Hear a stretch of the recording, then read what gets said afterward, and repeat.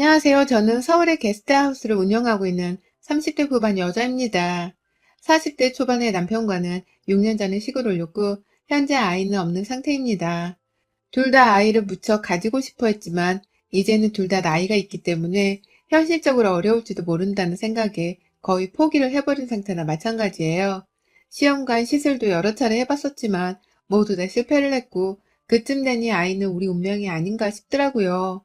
슬픈 와중에 주변을 둘러보면 모두가 자기 아이 하나쯤은 가진 채 행복하게 살고 있었기 때문에 우울하고 괴로웠던 순간들도 참 많았습니다.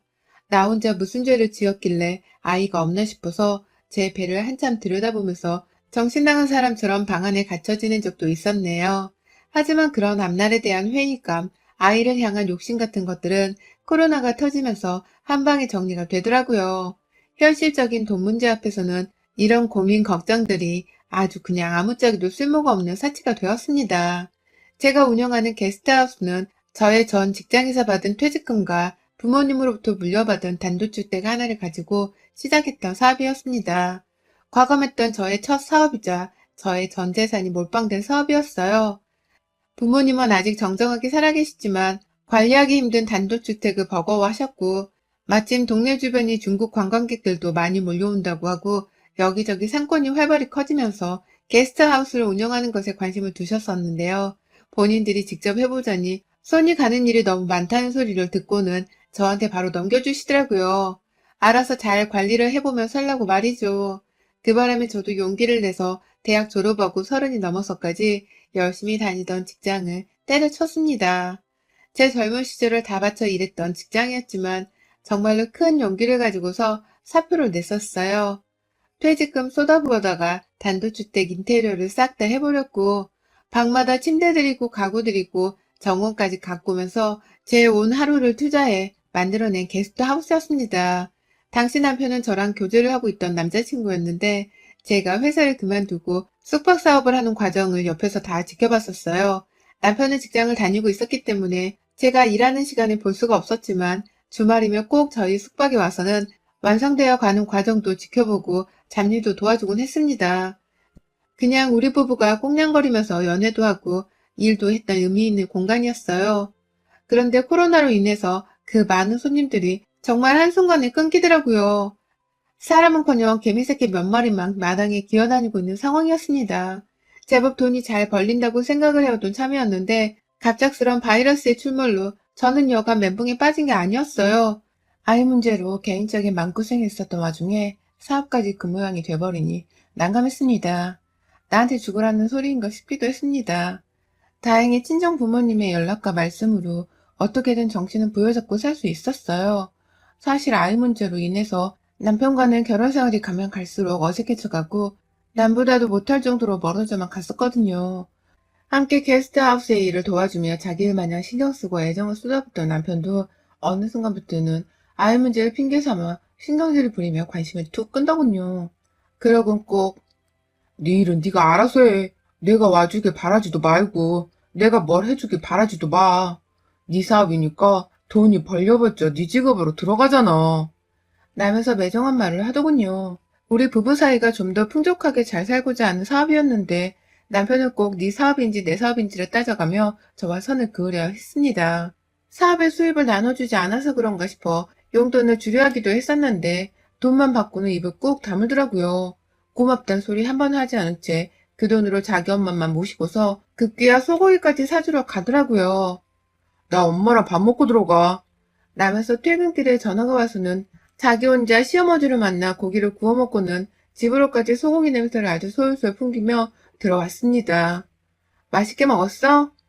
라고 모른 척 물어보면 남편은 네가 준 돈으로 라며 속 터지는 대답을 하곤 했죠.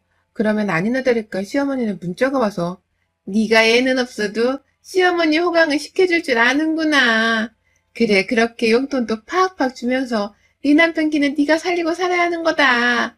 비록 애가 없어서 네 남편 기가 많이 상했을 테지만 돈이라도 아낌없이 쥐어주며 남편 대접 잘해줘라.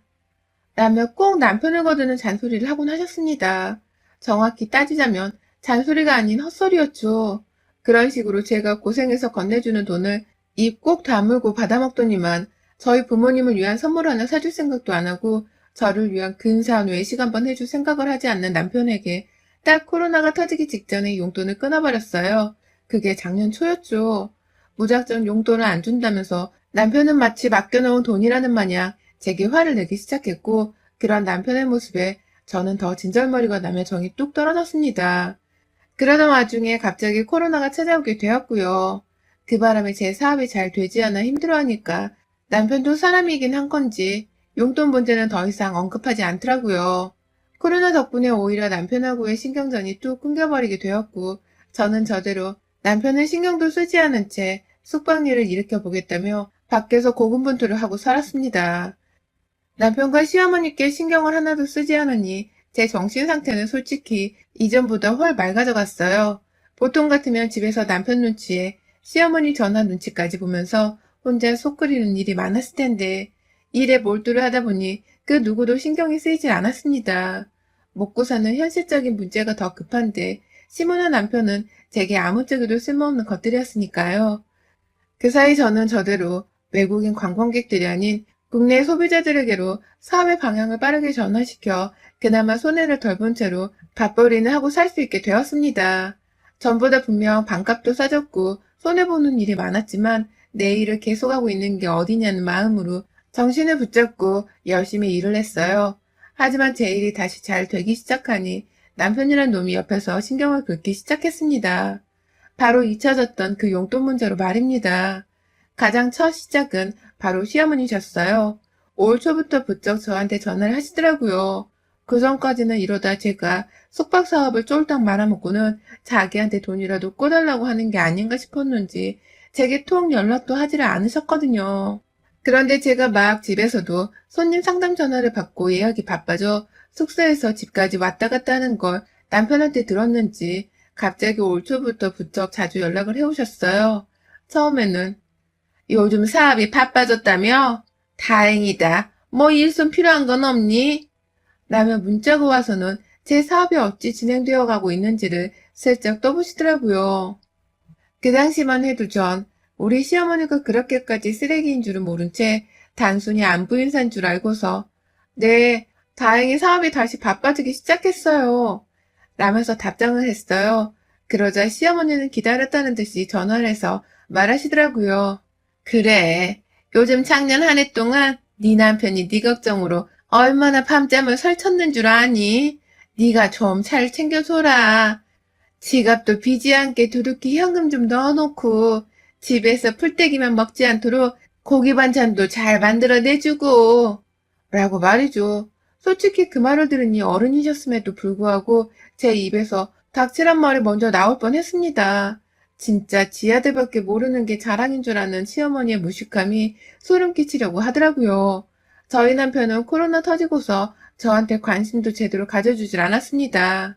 자기 용돈 문제로 신경질만 부리더니 코로나로 제 사업이 어려워진 걸 알고 나서부터는 아예 돈 얘기는 꺼내지 않은 채 무시를 하는 것으로 배우자인 절 방관했어요. 분명 먼저 저를 무시하고 돈 못 버는 능력 없는 여자를 본 건 남편이었습니다. 일하고 들어오면 보란듯이 자기 혼자 먹을 밥만 차려 식탁 위에서 먹고 있고, 때 되면 계절옷을 자기 혼자 사서는 보란듯이 제 앞에서 가격표를 뜯으며 옷을 입어보는 남편이었습니다. 제 사업은 아예 망했다고 단정을 지은 것처럼 저에게 무시와 하찮은 표정으로 일관을 하기 바쁜 놈이었어요. 그런 남편의 모습을 보기가 너무 힘들어 저는 더욱 일에 매달렸고, 결국 그러다 보니 일로 치유를 받으면서 남편을 신경 끄고 살 수 있었던 건데요. 시어머니는 아무것도 모르는 건지 이제 와서 다시 제게 남편의 지갑을 두둑하게 만들어주라는 소리나 하고 계시니 화딱지가 나더군요. 시어머니의 말씀엔 다 네, 네 하면서 시종일관 단답만 했습니다. 전화를 끊고서도 보란듯이 남편 지갑에 돈을 채워주지 않았고요. 집에서 둘이 살면 필요한 식재료에 공과금 납부, 그리고 하다못해 아파트 관리비까지 전부 다 제가 내고 있었는데 왜 남편이며 시어머니는 제 지갑에서 돈을 빼낼 궁리만 하는지 이해를 할 수 없었습니다. 그러다가 얼마 전 그 이유를 알 수 있었습니다. 저희 시어머니는 최근까지도 지독하리만큼 제게 연락을 해오셨어요. 그가 남편한테 사사건건 제가 용돈을 주는지 안 주는지를 물어봤었는지 저희 집 사정은 다 알고 계시더라고요. 너 아직도 네 남편 용돈은커녕 10원짜리 동전 하나를 안 줬다며? 네가 사람이니 응? 라고 타박을 하시는 어머님 말씀에 해도 너무한다는 원망의 목소리를 내비치며 전화를 끊었습니다. 당장 집으로 가서 남편에게 말했어요. 어머님은 당신은 아직도 용돈이나 받아 쓰는 중딩으로 하는 거야? 아님 내가 당신 지갑 채워줘야 하는 돈줄로 하는 거야? 왜 내 사업으로 번 돈을 당신한테 주라 마라 자꾸 전화가 오냐고. 라면서 급기야 더는 못 참겠다고 화를 내버렸죠. 하지만 이내 보인 남편의 태도가 정말이지 오만정이 다 떨어지게 만들었습니다. 그러는 네가 뭔데? 라고 말하더라고요. 그러니까 남편마저도 저를 사업에서 용돈이나 줘야 하는 바깥 여자, 그 이상도 이하도 아니라고 생각을 하고 있었더라고요. 자기 엄마 편을 들면서 눈 하나 깜빡하지 않고 저에게 질문하는 남편의 말에 다리에 힘이 풀렸습니다. 주저앉아 이혼하자고 내뱉는 제 말에 네가 퍽이나 이혼을 하겠다. 너같이 독한 애가? 라며 코웃음을 끼고 방 안으로 들어가던 남편. 어디서부터 잘못된 건지 정말 하나도 모르겠더라고요. 주구장창 나를 원망하고 무시만 했던 남편을 어떻게 대했어야 내가 좀 더 대우를 받을 수 있을까 싶어서 저를 향한 후회도 막심했습니다. 이 상황이 다 제 탓으로 비롯된 것만 같아 쓸데없는 자책감이 들었어요. 하지만 그 다음날 더 큰 반전이 일어났습니다. 아무 일도 없었다는 듯이 제게 차려주는 아침을 먹고서 출근한 남편이 글쎄 시어머니께 전날 있었던 일에 대해 다 말을 했나 보더라고요. 게스트하우스로 청소를 하러 가 있던 제게 불이 나도록 전화가 울려댔어요. 청소일이 너무 바빠서 연락을 받지 못하고 있다가 하도 짜증이 나서 전화를 받았더니만 어머니께서 글쎄 문 열어! 라고 소리를 지르는 게 아니겠어요? 그러고는 글쎄 설마 하며 저희 게스트하우스의 현관문을 열어보니 마당에 시어머니가 계시더라고요. 손님들이 왔다 갔다 해서 대문은 늘 잠금장치 없이 열어놓는 편이었는데 그 문 안으로 우리 시어머니가 들어와 계시는 모습에 정말 기겁을 했습니다. 손님들 중 아직 방 안에 계시는 분들도 있었고 이제 막 하나둘 도착을 하는 분들도 많이 계셨는데 어머님이 딱 와서는 곧 난장판이라도 일으킬 자세로 저를 째려보시니 겁이 덜컥 났어요. 어머님, 여기는 어떻게? 지금 일하는 중이라 이렇게 와 계시면 안 돼요. 근처 카페가 있으니 잠시 들어가 계셔도 좋을. 라며 사정을 하며 얘기를 하는데 어머님이 제 말을 끊으셨어요. 그리고는 그 주변이 다 조용하고 운치 있는 카페로 가득한 동네였는데 소리를 질러대기 시작했습니다. 네가 내 아들한테 이혼 통보를 했다고? 너까짓 게 내 아들한테 먼저 이혼 요구를? 사업 망할 뻔한 년을 옆에서 지켜주고 든든한 지아비 노릇을 했더니만 이제 와서 네 사업 다시 살아났다고 헤어지자는 거야? 이거 완전 숯버른 년이네. 너한테 필요 없다고 이제 와서 네 남편이랑 헤어지겠다 해? 간이 배 밖으로 튀어나와도 유분수지. 어디 감히 손님 뒤치다거리나 하는 애가 내 아들한테 이혼을 요구해. 라면서 대충 제가 자기 아들한테 먼저 이혼하자고 요구를 한 곳에 앙심을 품고서 찾아오셨더라고요.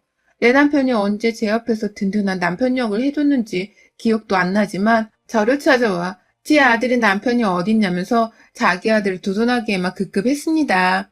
제가 아무리 진정하려 용을 쓰고 애를 써도 제 말은 귓등으로 듣지를 않은 채 마당에서 계속 소란을 피워댔어요.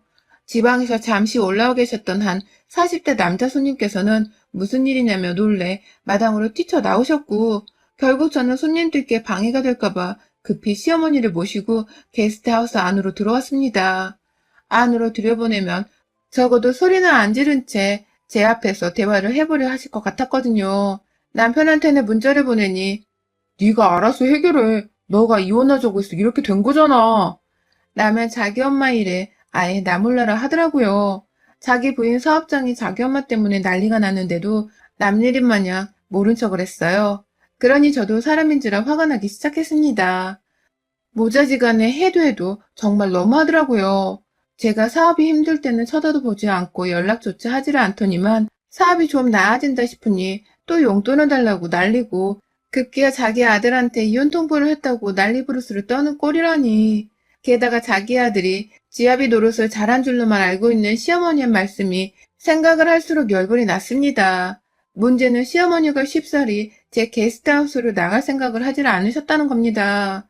자기 아들한테 이혼 말을 먼저 꺼낸 것을 취소하고 당장 무릎이라도 꿇고 사과를 하라고 말하면서 말이죠. 급기야 자기 아들한테 올 때 미리 연락을 해놨기 때문에 지금 회사도 반차를 내고 저희 게스트하우스로 오는 중이라고 하는 겁니다. 아까는 분명 자기 엄마에 대해서 깜깜무소식이라는 듯이 모른 척하고 대수롭지 않아 했던 남편이 지금 저한테로 오는 중이라고 말이죠. 이제 보니 모자들끼리 서로 짜고 쳐서는 저를 한번 무릎이라도 꿇린 채 용돈이라도 받아보려고 아니면 기라도 죽여서 어떻게든 구워 삶아 보겠다고 작정을 한 듯 했습니다. 하지만 저는 당장 도움을 요청할 수 있는 사람들이 아무도 없었어요.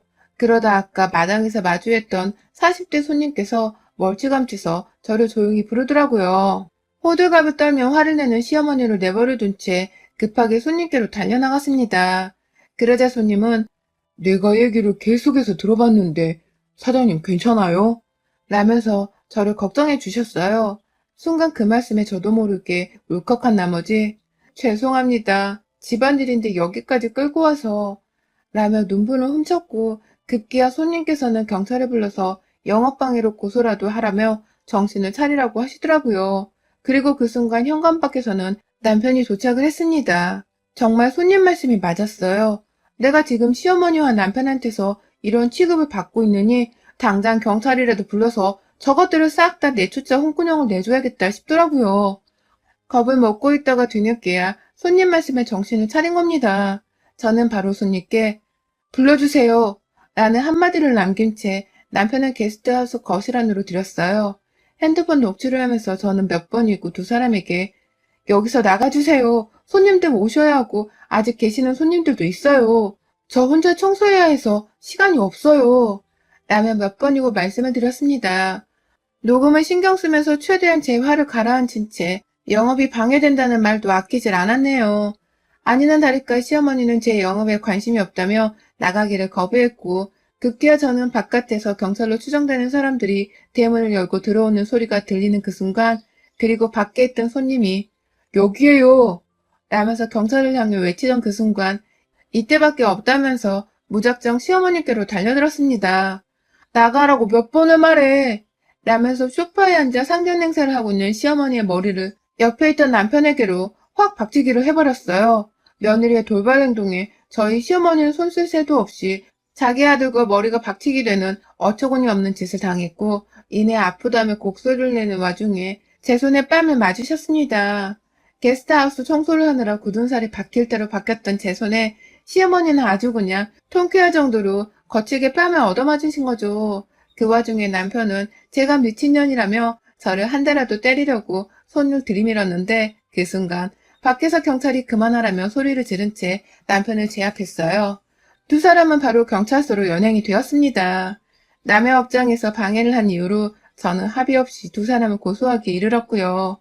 두 사람을 난동죄로 고소함과 동시에 이참에 더는 못 살겠다면서 남편과 시어머니께 이혼소송과 위자료 청구 소송을 걸어버렸습니다. 제 이혼에 책임이 없잖아 있는 시어머니께도 남편과 마찬가지로 정신적 피해에 대한 위자료 청구를 했고요. 남편에게는 그간 소홀하고 무심했던 결혼 생활의 책임을 물어 이혼 유책자로 소송을 걸어버렸죠. 시어머니와의 마찰에서도 나몰라라 하며 무시하려 했던 남편이 보낸 문자를 죄다 증거로 제출을 해버렸습니다. 솔직히 따지려고 들면 따질 수 있는 증거가 수도 없이 많았고 제가 그동안 책임지고 내던 생활비와 공과금까지도 모조리 다 받아내겠다면서 재산분할 소송까지 걸어버렸어요. 가진 거라고는 쥐뿔도 없던 남편은 졸지에 이혼을 하면서 그간에 저한테 받아온 혜택까지도 모조리 다 토해내야 하는 최악의 상황을 마주했습니다. 그런 남편은 아니나 다를까 물에 빠진 생쥐마냥 겁에 질려서는 내가 당신 사업 힘들 때에도 이혼 얘기 안 꺼내고 함께 있어줬잖아. 그런데 이렇게까지 해야 해? 이혼은 다시 생각해보자. 이젠 내가 당신 일도 도우면서 잘할게. 라면서 입에 발린 소리를 씹으렸습니다. 그리고 저는 그런 남편의 말이 다 거짓부렁이라는 거 너무나 잘 안다면서 사업이 힘들 때 이혼 얘기는 안 꺼내야 하는 게 정상인 거야. 너처럼 생색내면 안 되는 거라고 이 자식아. 라며 칼같이 합의를 거절했습니다. 결국 남편은 저하고 이혼을 하게 되었어요. 결혼 생활 6년 동안의 대가치고는 너무나도 작은 3,500만 원의 위자료를 받았고 시어머니로부터는 이혼을 하게 만든 정신적 피해보상과 더불어 영업방해죄 벌금까지 합해서는 1,300만 원의 위자료를 받았고요. 제가 가지고 있는 게스트하우스 주택을 팔기만 해도 지금 당장 돈 10억은 우습게 받을 수 있는데 두 모자한데 합쳐서 돈 5천만 원도 안 되는 위자료를 받아 좀 허탈하더라고요. 그래도 그 집구석 사람들한테는 이 돈이 어마무시하게 큰 돈이라는 거 잘 알아서인지 판결이 그 누구보다도 기뻤네요. 어디 한번 보란 듯이 이 위자료를 가지고서 맛난 엿이라도 사 먹으며 앞으로는 제 행복을 찾아 열심히 살 겁니다. 남편이나 시모처럼 제 노력과 삶을 무시하려 드는 것들이랑은 철벽을 치고 살 거예요. 여러분의 생각은 댓글로 남겨주세요. 오늘도 시청해주셔서 정말 감사합니다.